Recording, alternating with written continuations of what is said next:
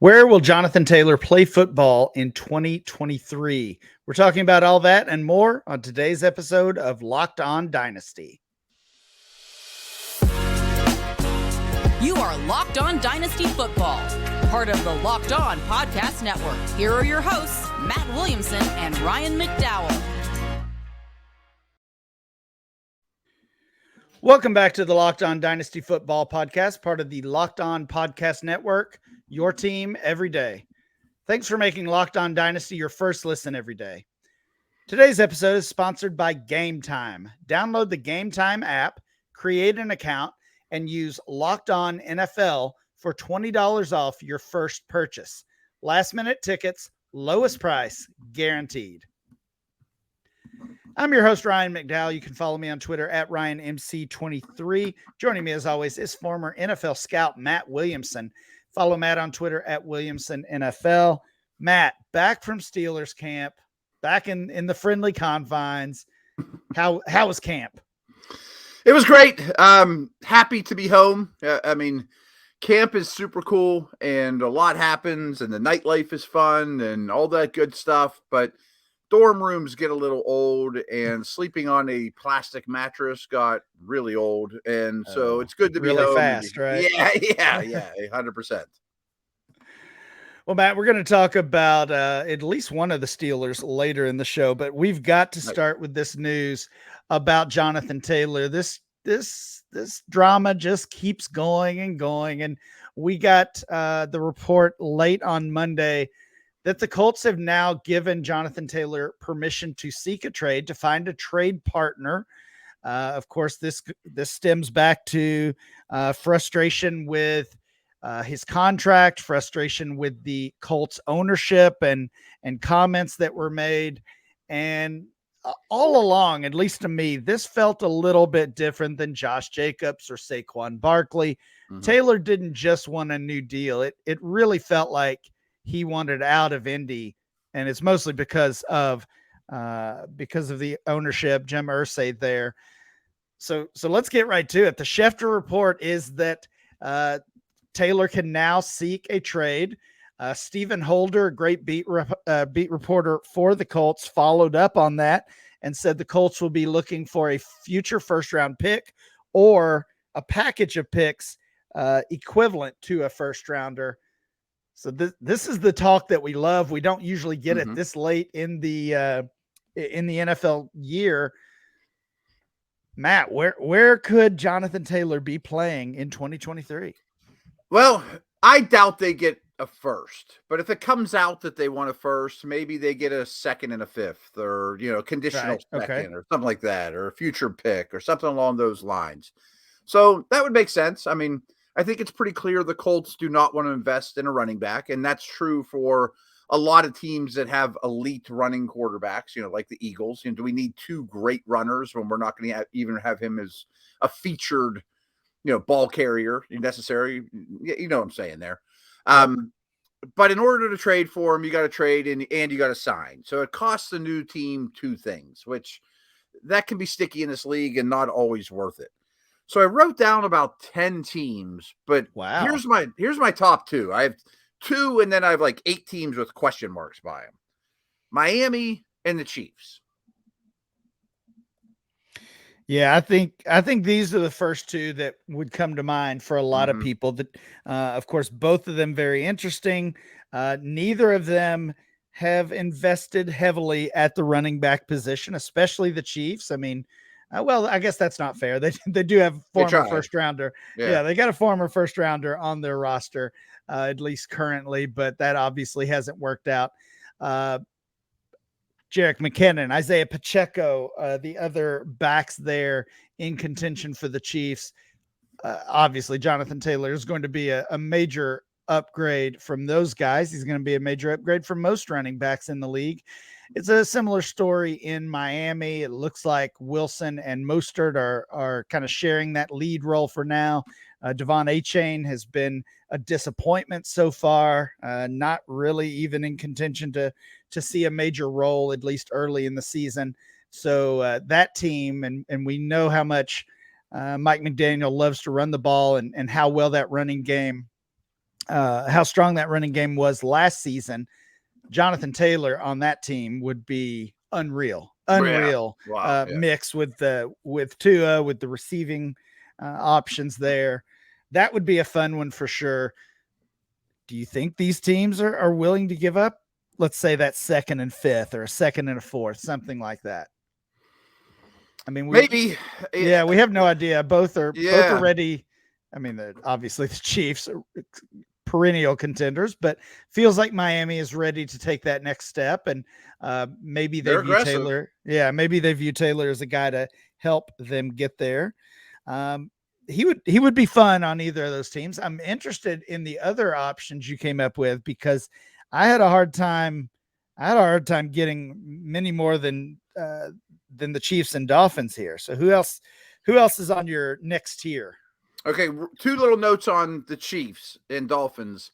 I was just looking at salary cap space. Miami's cap next year is a nightmare, and the Chiefs cap right now is about the worst in the league. So, but we know we can move money around.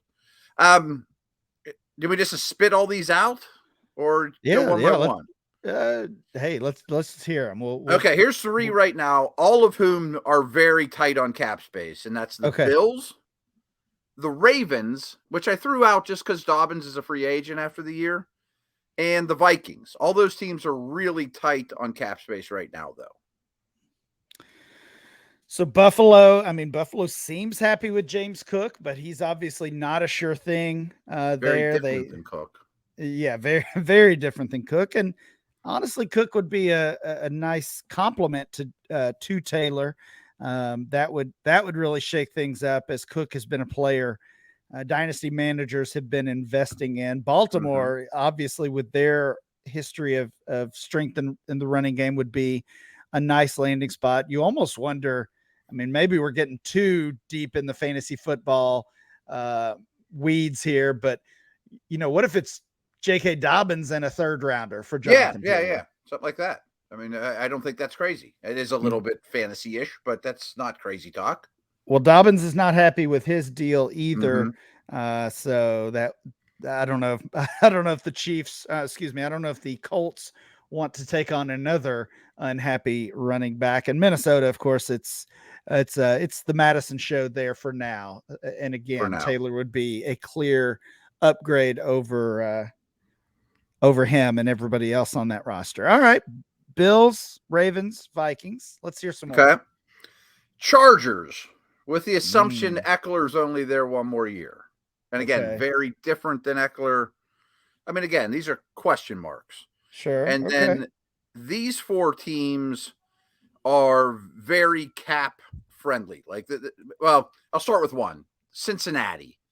They're cap friendly right now, but they haven't signed Burrow yet. So, and they did just kind of bump Mixon up, but I don't think that's a long-term keep.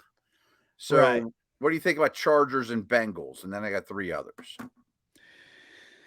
Yeah, I think it would be rough for the short term, one way or another. Obviously, we're hurting Mixon, we're hurting Eckler, and Taylor himself would be hurt with either of those landing spots. I don't think Cincinnati makes sense because of what you mentioned. Yeah. Burrow, Chase needs a deal. Higgins needs a deal. They're going to try to keep that core intact, obviously. So I would be surprised by that one. The Chargers, another aggressive team, certainly don't mind to move picks. I mean, they've already got their guy. If they're going to pay a running back, it feels like it would be Austin Eckler. And not that much younger though. And as you said, kind of a dynasty trade where you right, trying to buy a couple of years, right? Yeah. As you said, it's not just are they going to give up a 2nd rounder for him or maybe even a 1st rounder. It's the assumption that any team that trades for him is also going to give him a contract. Remember, Jonathan Taylor has he's got the option to basically seek out his team right now. So any team, I mean, maybe that means we can eliminate teams that are rebuilding, and I would think he would not go to a team with that established running back like the Chargers or even the Bengals. So I have 3 more. Should we do it on the other side of the break? I'm kind of lumping these ones together. Yeah. This you've given us a lot to think about here. We will hear the rest of these possible JT landing spots, and we'll do that next. So Ryan, you mentioned training camp. So how about this? Training camp ended Thursday. My wife was leaving for a week Saturday morning. So I get home Thursday night, basically have 24 hours with her before she goes. However, Guns N' Roses was in town on Friday and I wanted to go. And a bunch of my friends were going. I threw it out to her right away. Hey, we got one night here. Let's go see GNR and have a good time. And concerts aren't really her bag. I'm like, all right, well, then I'll just hang here. She's like, no, go. So last minute, I'm like, how am I going to get tickets to this thing? So I found out our new buddies here at Game Time are phenomenal with this stuff. And boom, me and my buddy Billy were down at Guns N' Roses that night, took the wife to breakfast the next morning, sent her on her way. Everybody was happy. So it was great stuff. And a lot of things stand out with Game Time. I mean, they're easy to find and buy tickets for all the events, especially sports, as you can imagine. You get images of the seat views, which was really cool. We get down on the floor, flash deals and last minute tickets as well.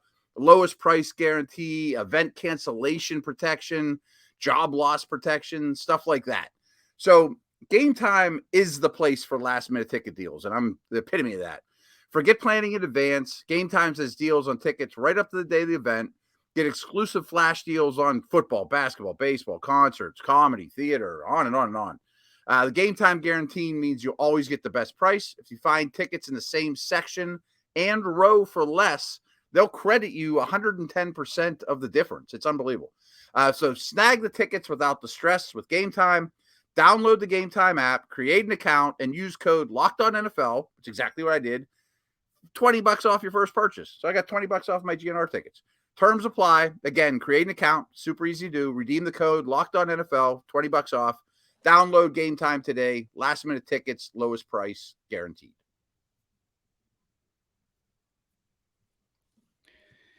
Matt, we're talking about Jonathan Taylor today, who has been given permission to seek a trade by the Indianapolis Colts. We're trying to find some possible landing spots here. We've got Miami and Kansas City, you mentioned, and then we had to dig a little deeper. Buffalo, Baltimore, Minnesota, maybe even the Chargers or the Bengals. You got a couple others to throw out. Who else? These 3 are all similar in that I don't think of them as contenders, which I'm sure you would prefer to go to. And you would think this is a contender type deal.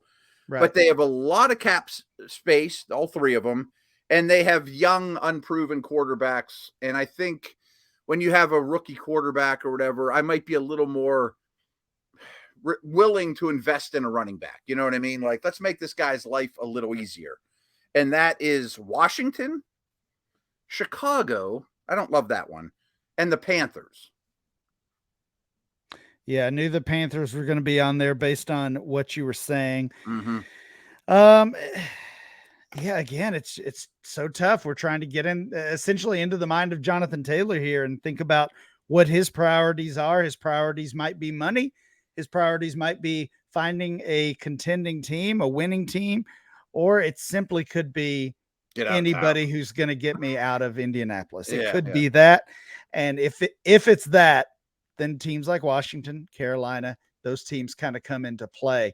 Do you get the sense from kind of watching this from an outsider perspective, do you get the sense that is he actually going to get traded? And if so, how quickly does this happen? I don't know, but I bet it. I'm going to say yes and yes. I think it gets done. I don't think they want to invest in him. I think they want to get every pick they can. And I bet it happens in the next 10 days. I mean, there's that long stretch between the final preseason game and opening day. I mean, so there's a lot of time to get this done. I'm going to say it does. And I just think he wants to get out of there. I mean, I think that owner isn't for everyone. Moving over to the Dynasty side of things specifically for a moment, Jonathan Taylor's current ADP from Dynasty League Football is 17 overall and the RB6. And as you could guess, those numbers are significantly lower than they have been in not only months, but years. We go back to December of 2020. That is the last time he was outside of the first round. He was 19 overall in the RB12 back then. Also, the last time he was outside of the top 5 running backs, which he is now. So his redraft stuff is falling heavy too. Oh, absolutely. And yeah. I really, I mean, it's tough to buy Jonathan Taylor now. It's tough to go against that kind of that default mentality that has us concerned about players like this. But again, this is the lowest we've seen his value in years now, and he's going to play in 2023, whether it's for the Colts or, what seems like a likely ending now is that it's for another team. He's going to play. He's still going to be fine. We have to worry about that injury. We have to worry about, maybe even learning a new offense, but this is still a very, very talented running back. Oh yeah. And, you're getting him for second round startup prices. That's a player that I'm trying to shop for, and I'm trying to buy when I can. 100%. I just think he's one of the 2-3 best runners in the league. Yeah, very fair. Matt, we are going to transition now while we wait for this Jonathan Taylor trade. Maybe it happens before you're even listening to this episode. We'll see. But we're going to transition over to some preseason talk. We had week 2 of the preseason this past weekend. We want to talk about some winners from week 2 of the preseason. And Matt, we've got to start with Javonte Williams. Just that he was on the field, I think makes him a winner in the preseason. Played pretty well, shared that role with Samaje Perine. Actually caught 4 balls. That was pretty impressive. His usage in the pass game. I would expect at this point that this is going to start out as some type of committee, but it's pretty obvious here that if both fully healthy, that Javonte Williams is the more talented back. I know that we've both been really concerned about him as a dynasty asset. It was a tough injury. It wasn't just the simple ACL, multiple ligaments that he was dealing with. So I think we talked about this a little bit ago when he got fully cleared. Are you buying back in yet? Or do you still have some reservations, some hesitations when it comes to Javonte Williams? Well, I remember doing a show with you, of course, pre-injury, not that long ago, where we were throwing around the idea of, is he running back 1 in Dynasty? Yeah, I mean, that's how high I am on the player when he's right. I never would have thought in 1,000 years he would even get on the field in preseason. And like redraft rankings, I have him very low and subject to change, obviously. I didn't do my homework, but I am tonight. I haven't watched his game. I saw the box score. I've heard reports, but I haven't watched it with my own eyes. I want to, but I have a hunch this is going to be the last time we see him between now and the regular season. Yeah, that's fair. I mean, I'm just hesitant. I mean, we saw how Dobbins started last year. This is a really bad injury. And if he's the outlier, I think I'm willing to get beat. You know what I mean? Like, I can't invest right now. Yeah, that's really where I am as well. I'm not ready to buy, especially at what we can expect to be some increasing prices. I mean, everybody is going to be looking at that and viewing that obviously as a good sign, a step in the right direction. Let's move him back up the rankings. Let's draft him around earlier than we would have last week or a couple weeks ago. So I think we can count on Javonte Williams' dynasty value to increase, and I'm not ready to pay the new high price. So I'm with you. I honestly don't even mind still investing in Samaje Perine if there's any kind of discount there. I was thinking that too, because I think Perine is just fine. You know what I mean? Yep. And coaches love the guy. He blocks. Yeah. He does everything. Absolutely. We've got a couple more players to talk about who we consider week 2 preseason winners. We're going to do that right after this. So I've told you about eBay Motors a lot, and our partners there have teamed up with Locked On Fantasy Football host Vinny Iyer, who I strongly suggest you check out his podcast. Vinny does great work. But eBay Motors is, they're bringing us some of their best fantasy picks of each week, Vinny and eBay Motors. Whether you're prepping for a draft or scouting the waiver wire, every week we're going to provide you with players that are guaranteed to fit on your roster. So with draft prep underway for the upcoming season, let's see who Vinny picked out for us this week's eBay Guaranteed Fit Picks of the Week. And I like this one a lot. Calvin Ridley. I am buying into Calvin Ridley in a big way. And I think this is the lowest you'll get him for a long time. But if you're looking for a player to take in fantasy football drafts who will spark his new team's offense and also help you speed to victory, then use a luxury pick on Jaguars wide receiver Calvin Ridley. Ridley has looked sleek during his first camp in Jacksonville and ready to rev up again after his time in Atlanta, taking full advantage of riding with rising Trevor Lawrence as his quarterback. So I am all in on Ridley. It sounds like Vinny is as well. With the eBay Guaranteed Fit and over 122 million parts and accessories for your vehicle right now at your fingertips, you can make sure your ride stays running smoothly. I mean, they have air filters and batteries and tail lights and shocks and struts and everything you could possibly get. And they'll make sure it's the right fit for your car, because eBay Guaranteed Fit helps you understand exactly what parts you need for your vehicle the first time. So go ahead, switch gears, crank the AC, and say goodbye to sweating it if your ride needs a little fixing up, because now you'll know you'll always be set for success from the get-go. With eBay Guaranteed Fit, everything your vehicle is calling for is just a click away. For parts and accessories to fit your vehicle, you just look for the green check. Get the right parts, the right fit, and the right prices at ebaymotors.com. Let's ride. eBay Guaranteed Fit, only available to U.S. customers. Eligible items only. Exclusions do apply. We were talking preseason winners based on week 2's action.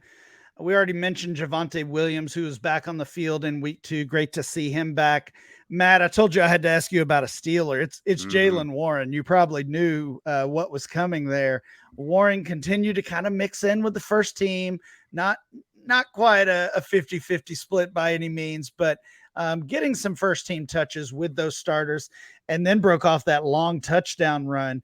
So you've had a up close and personal look at Jaylen Warren and Najee Harris over the past couple of weeks at camp. And you've probably seen the talk in the fantasy community that, Sure. that Warren's role is going to continue to increase. How do you see this, and what are you doing with Jaylen Warren from a dynasty standpoint? I can tell you exactly what he's doing. And he's a really good player. He works hard. Team loves him. And he is the third down back. I mean, when it's 2nd and 12, Warren's going to be out there. Harris isn't. If it's 3rd and 6, Warren's going to be out there. Harris isn't. They're going to have very defined roles. Of course, he might get some early down touches as well. Harris needs a break or a series here and there, but their roles are pretty clear. Harris is going to be the early down workhorse. Warren is the third down back. Now, I do think he's all of a sudden one of the premier handcuffs in fantasy, because if Najee were to go down, and he's had a lot of work over the last couple of years, Warren's going to be a certainly plug-and-play starter for fantasy. Of course, his touches are much more efficient than Harris's, who's not a very efficient running back, frankly. But his life's also easier. He's running draws on 3rd and 8. He's not trying to get 2 yards against a stack box, in Baltimore or whatever. Yeah. But he's a very good player. He's an excellent receiver. Like, if you look at some of the PFF underlying stats, his receiving stuff was like McCaffrey-like last year. I mean, I'm not saying he's that good a receiver, but he has some really impressive metrics. And the play that he took to the house was perfectly blocked, and I think someone got like a fingertip on him, All right, so you feel pretty good about him. It sounds like Najee Harris is the running back 11 in DLF ADP this month, so he's back up in that RB1 range. He's ahead of guys like Ramondre Stevenson, Travis Etienne, Josh Jacobs, Javonte Williams, who we mentioned earlier, Derrick Henry. So knowing what Harris's role is going to look like this season, do you feel good about him as that low-end RB1, or is that too high? You just named like 5 names that he's above. I think I would have him over 2 or 3 of them, not all 5. I like him more than ATN or Henry. I think I still like Jacobs better. I definitely like Ramondre better. But he's used a lot. He's going to score a lot of touchdowns. He still hasn't been tapped into as a downfield receiver. But trust me, watching practice, he'll run some wheel routes and things like that like he did at Bama. Yeah, are the Steelers going to score a lot of touchdowns? That's the question. Preseason sure looks like they are, dude. Something they didn't do last year, but yeah, we're hopeful because we like a lot of those guys. We like both of these running backs, Deontay Johnson, Pickens. A lot of pieces there that we need to find the end zone this year. One more Steeler note, though. Sure. If you look at last year, they were the healthiest offense in the league, and really only about 6 skill position guys, even like Zach Gentry, were on the field. This year, Austin, McFarland, Warren, Allen Robinson, Washington, more people are going to see the field than the 5 or 6 from last year. So that makes the things a little thinner, I bet. Yeah, that makes sense. Mm-hmm.